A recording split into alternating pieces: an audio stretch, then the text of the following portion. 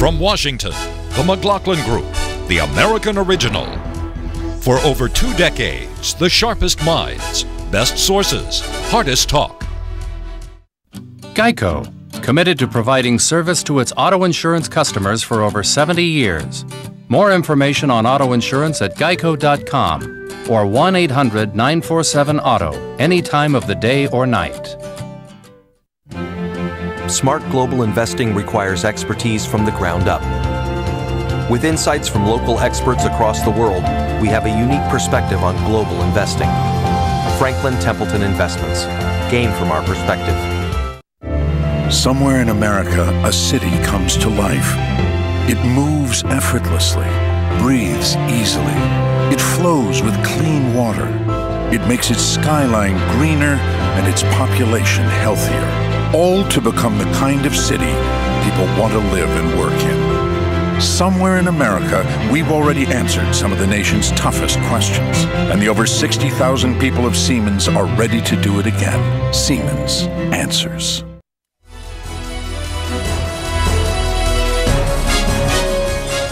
Issue 1, enemy killed in action. For over 2 decades, bin Laden has been al-Qaeda's leader and symbol, and has continued to plot attacks against our country and our friends and allies. The death of bin Laden marks the most significant achievement to date in our nation's effort to defeat al-Qaeda. Osama bin Laden was the most wanted terrorist in human history. For a decade, he had successfully eluded arrest, despite a manhunt that spanned the entire planet. Thousands of U.S. troops, satellite technology, interrogations in secret prisons, and police forces from around the world. Last Sunday, May 1, the manhunt ended. U.S. Navy SEALs executed bin Laden in his compound in Pakistan, 35 miles north of Islamabad, the town called Abbottabad. He was engaged in a firefight with those that entered the area of the house that he was in. And it was determined that it was in the best interest of all involved that this burial take place, again, according to Islamic requirements, at sea. The woman that was killed was bin Laden's wife? That's, again, my understanding. White House Press Secretary Jay Carney revised the account 1 day later. In the room with bin Laden, a woman, bin Laden's wife, rushed the U.S. assaulter and was shot in the leg but not killed. Bin Laden was then shot and killed. He was not armed. Bin Laden was shot, once in the chest and once above his left eye. Osama's DNA has been identified, but much of the Muslim world still believes bin Laden is alive. The White House says a record of the Sunday assault on the Osama compound, photographs of bin Laden's corpse, and a video of his burial at sea do exist. But President Obama has not authorized their release. It is important for us to make sure that very graphic photos of somebody who was shot in the head are not floating around as an incitement to additional violence, as a propaganda tool. That's not who we are. Question, we are fighting against al-Qaeda. What do we gain in that fight from the execution of Osama bin Laden? And will President Obama be forced to prove that Osama is in fact dead? James. I just checked with the White House press office. They're still pretty sure he's dead. I have great confidence that he is more than likely still dead. Listen. That's a joke. It is a joke. It is a joke. I mean, what you're saying yes, is I am. what's not a joke is that good riddance to him, that he's gone. This is a huge moment in the fight against terror. We've had a lot of good moments. We've had this Arab Spring. The popularity of bin Ladenism has been on the decline for the past few years. But remember, what have all military and foreign policy experts been telling us for a decade? That this is the long war. That al-Qaeda is not a vertical organization. It's a horizontal organization. It's a key moment, but I think it's really more the end of the beginning than the beginning of the end. Hello. Well, Al Jazeera, which is the premier Arab language network, is reporting the death of bin Laden as fact, and apparently a spokesperson for al-Qaeda in Cairo is saying, yes, he's dead, and vowing retaliation against the U.S. So I think that releasing the pictures at this point would not convince anybody who's not already convinced. And with the Middle East going through such stark transformation, and the greatest since the fall of the Ottoman Empire, you don't want to produce what the president called a propaganda tool. It would be like, pouring gasoline on the fire. And I think what's most interesting is that the young people who have taken to the streets in the Middle East are not looking to bin Laden and al-Qaeda. They want a more modern future. And bin Laden has really been a sideshow. He's really an echo of a time that's passed. Okay, let's do a little history here and see the bin Laden rap sheet. 2001, the 9/11 attacks. Nearly 3,000 people were killed at the Pentagon, Shanksville, Pennsylvania, and the World Trade Center. 2000, the bombing of the USS Cole in Yemen. 17 Americans were killed. 1998, the bombings of U.S. embassies in Nairobi, Kenya, and Dar es Salaam, Tanzania. 12 Americans killed. 1996, the bombing of the U.S. military housing complex, Khobar Towers. 19 Americans killed. What do you think of all this? Well, look, Osama bin Laden was certainly the most prominent Islamic jihadi leader. He had the most success in terms of killing Americans and killing Westerners. He was able to organize this group called al-Qaeda, which means the base, in order to carry out in a systematic way these kinds of terrorist acts against the United States and against the West. I think it's also important to note, though, that I think that the president is mistaken and short-sighted if he limits the enemy simply to al-Qaeda. Yes, of course, al-Qaeda is a very violent threat, both to us and to our allies in Europe and elsewhere. But we also need to keep in mind that this jihadi enemy is much bigger than al-Qaeda. It comes in a lot of different forms. It comes in the form of the violent jihad, and it also comes in the form of the stealth jihad, in the form of the Muslim Brotherhood, and other infiltrating kinds of groups. So we need to understand that while we are fighting this war geographically in Afghanistan, Iraq, Yemen, Pakistan, and elsewhere, we also need to be fighting this war ideologically. What do you think of that view that al-Qaeda extends beyond the al-Qaeda we just indicated in that rap sheet? Al-Qaeda is al-Qaeda, and it's the group that bin Laden formed, and it is the problem that we have had to deal with now, as you note here, for many years. The distance between us and the Muslim world, or in particular, in some cases, the Arab world, continues to grow. It has not narrowed. Arab Spring has not won us great friends anywhere. And it's somewhat seen in the way that this killing has been reflected in Arab thinking. You have many counter-narratives to our narrative being developed. Some say he wasn't killed, although that's a minority view. Many say that he was assassinated, that he was executed and was ready to surrender. There are others who say that Zawahiri set him up because Zawahiri had a counter approach to al-Qaeda and wanted to assume leadership. All of it reflecting the fact that we are not trusted and we are not believed in the region. We have a big problem in the region. It's not just al-Qaeda, but it's also not the other Muslim groups. It's our credibility, and I think that to some degree, the way this story has played out here, the multiple tellings of it haven't helped our credibility in this regard. What about the non-disclosure rule imposed by Obama for the time being? At the point where he said it, it was absolutely necessary to shut it down because they were digging a hole deeper every single damn day by telling stories that were being then changed the day after, and not showing the pictures, absolutely the right thing to do. A mutilated face of a guy that was hated, yes, but also as a human being would not have been taken well in the region, and probably wouldn't have been believed by those who weren't ready to believe it, just as people here weren't ready to believe the birth certificate. What kind of encouragement does this want to give the wannabe jihadists? You follow me? Look, because a guy goes postal in a post office and shoots up fellow employees doesn't mean that the guy walking up your front steps is going to be shooting at you. But the grievances remain and have to be dealt with. There are grievances throughout this region. We have to learn what they are and deal with them. We're not doing that. Jim? Listen, Bernard Lewis once said that though... He being an Israeli scholar. He's being being an Islamic scholar. He said, it is impossible for those who are powerful and successful to be loved by those who are not. So I think not releasing the photos, worrying about our perception in the Middle East, I'm sorry, where's that getting us? What's going on with the Arab Spring is really happening independent of us, is reacting to broader globalization trends. So Whether we release a photo or the not, I'm not sure it's president- particularly influential. We didn't play the bite, I don't think. I don't think it included the words national security.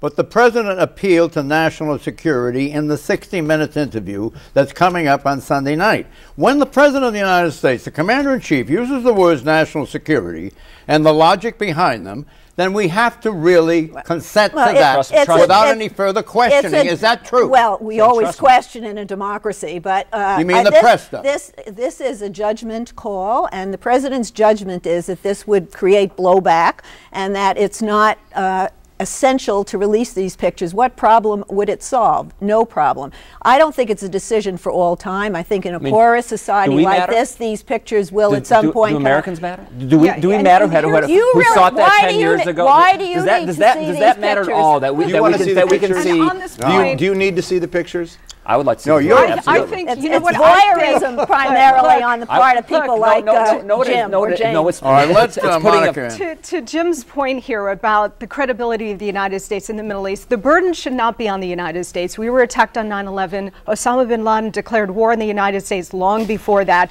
The burden should be on the Muslim world to show that this is not a violent culture, that this is not a violent religion. The burden should not be on us, number one. Number two, because we were hit on 9/11, I understand the bin Laden picture may not be pretty, but you know what wasn't pretty? Photographs of our fellow Americans jumping from the 103rd floor. This is an opportunity for them not to react. We're giving them an opportunity not to react. Did you finish? I said if you're going to fight the war, then fight the war. Go ahead, James. Listen, whether it's cartoons, other media articles they don't like. Who's gonna? Why not? Show the photos. If they don't, who's going to pick it up and air it? Al Jazeera will pick it up and air it. That will have an incitational. It will stimulate. Absolutely, and there's no point to it. No benefit served. I mean, you ask yourself the question: if the president says national security, I think he's on the right track. And the fact the way he went to ground zero was a model, a lesson for the rest of us.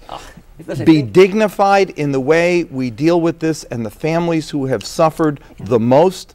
And do not operate like a drunken frat party because that's not the message. Hold on. Dump the body in the Arabian Sea. Why not return it, bury it, let it be a shrine? Hold on, James. Excuse me, but Saudi Arabia, which was the country of his birth, refused to take the body. And would you like a shrine to bin Laden in this country? We're so concerned. Burial at sea. Burial.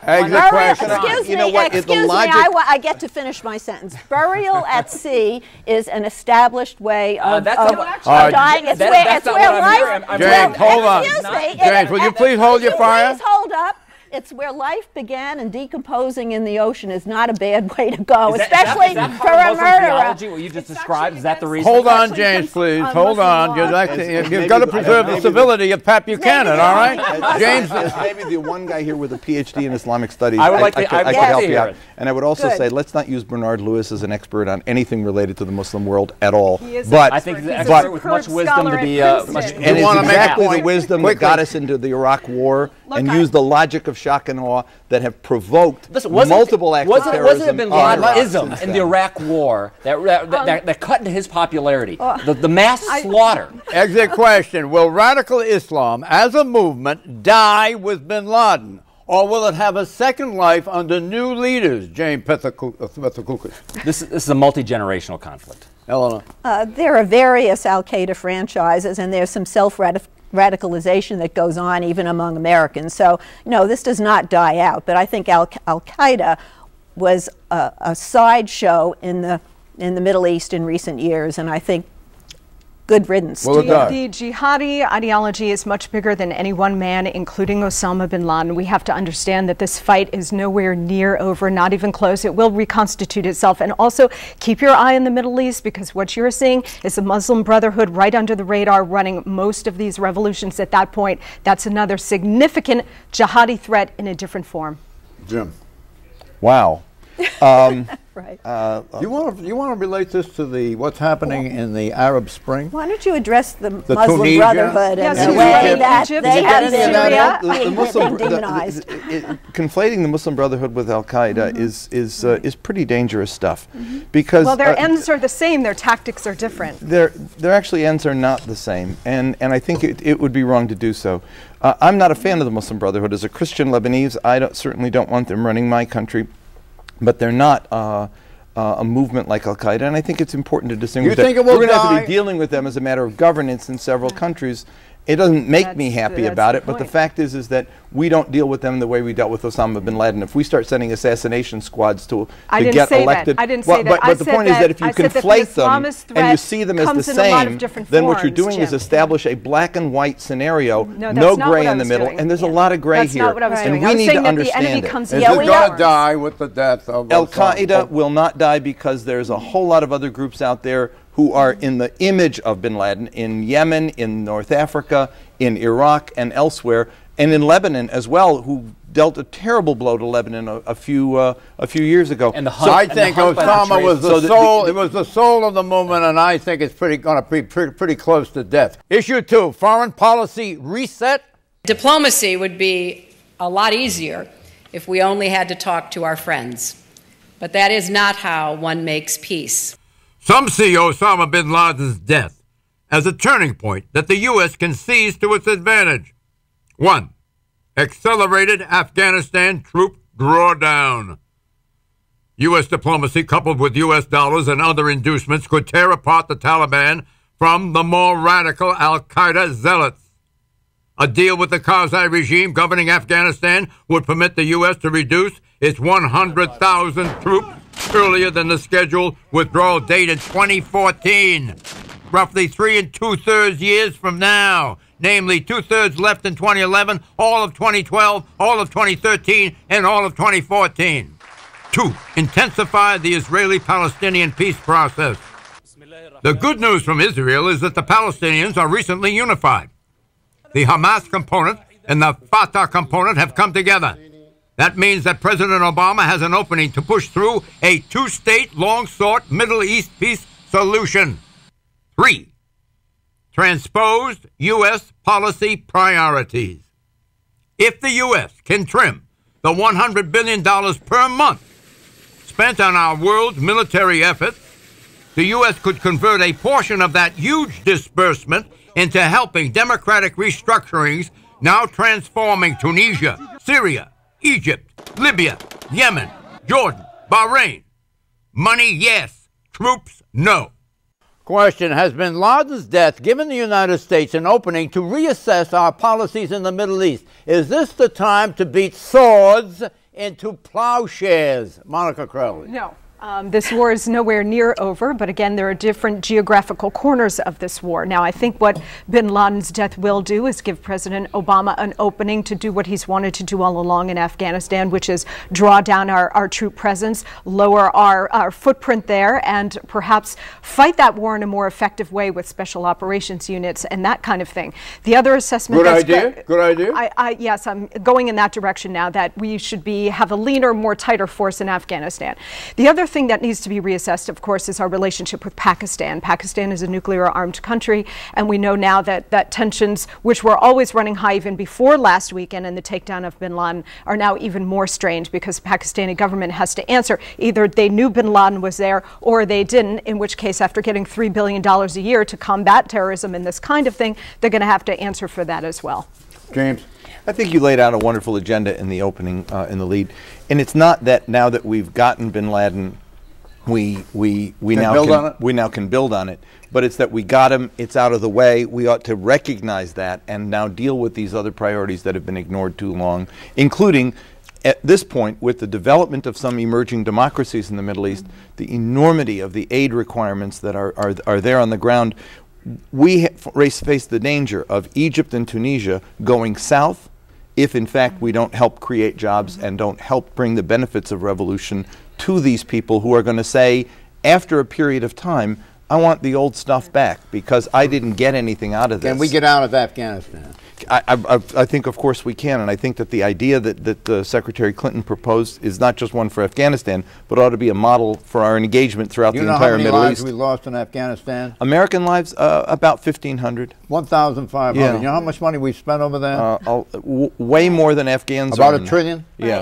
About $1 trillion? No, it's not that much, actually. But it's about 800 billion? It's too much. Too much? Whatever it is too much. You know, we have to get out of there, don't you think? I think so. And I think can't we establish a government that would be workable under Karzai? I don't think we can do that ourselves, but what we can do is do Why what we can't we should do it? We should create a regional contact group that actually begins to, the fact that from the very first day we said under Holbrooke that we're going to take the India-Pakistan thing off the table and not talk about it was a huge mistake. They have to have a cooperative relationship in order for Afghanistan to move forward. We're talking with the Taliban that are not Al-Qaeda. Right. What percentage of the Taliban is not Al-Qaeda? Like 90%? That's something we don't know. About 90%? Oh, no, all of them aren't.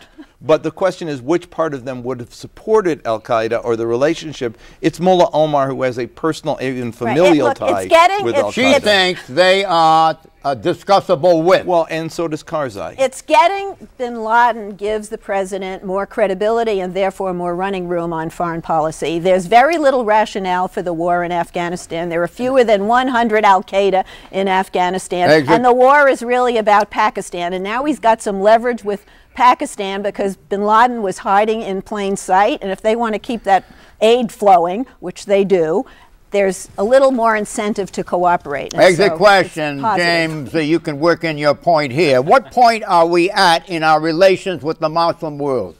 Is it a pivot point? Yes or no?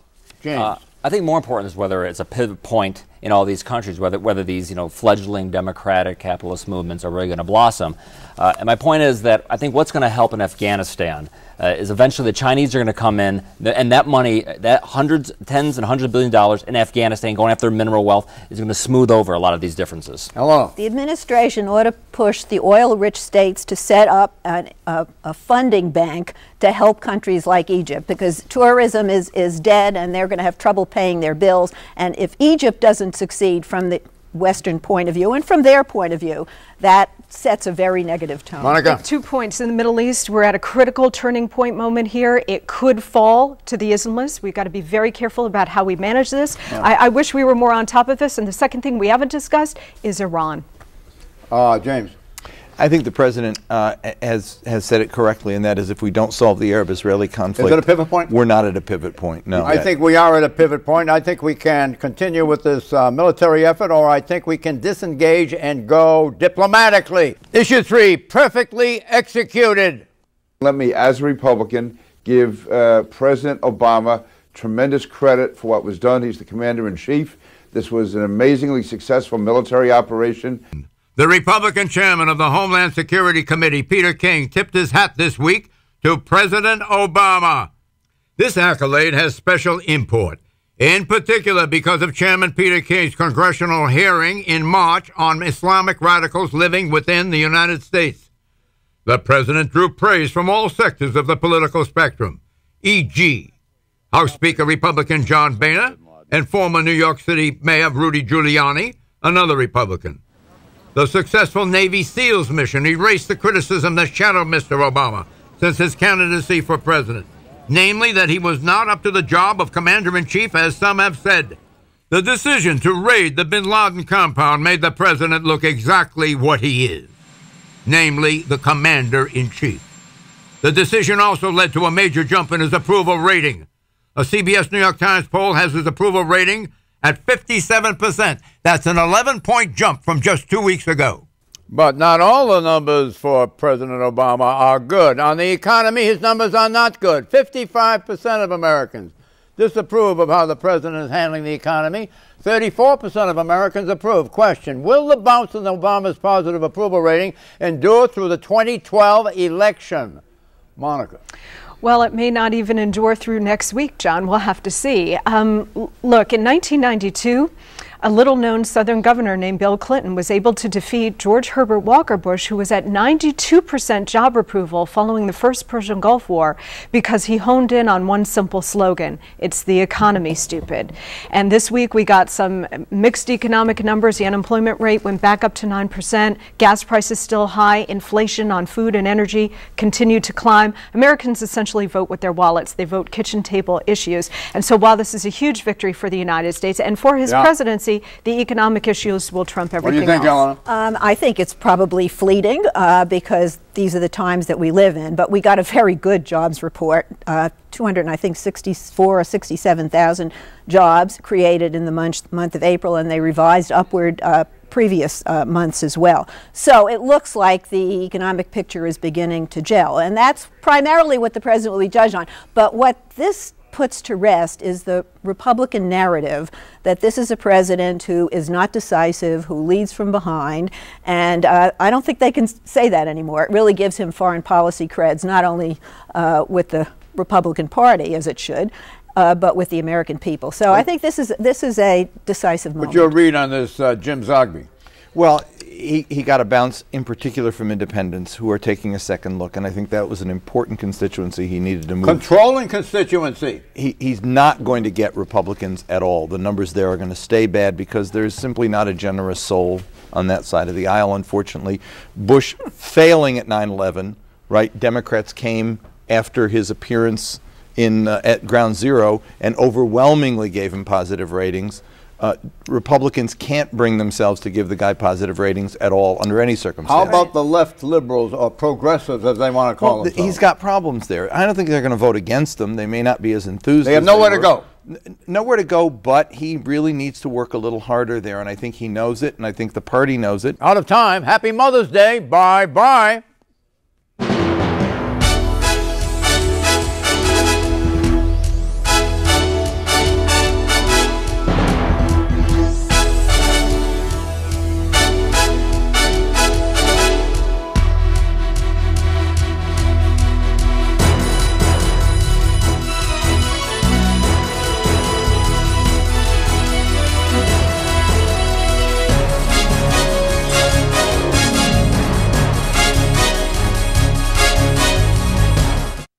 Geico, committed to providing service to its auto insurance customers for over 70 years. More information on auto insurance at geico.com or 1-800-947-AUTO, any time of the day or night. If, for such a small word, it packs a wallop. If I live to 100, if Social Security isn't enough, if my heart gets broken, if she says yes. We believe IF should never hold you back. IF should be managed with a plan that builds on what you already have. Together, we can create a personal safety net, a launching pad for all those brilliant ifs in the middle of life. You can call on our expertise and get guarantees for the if in life. After all, we're MetLife.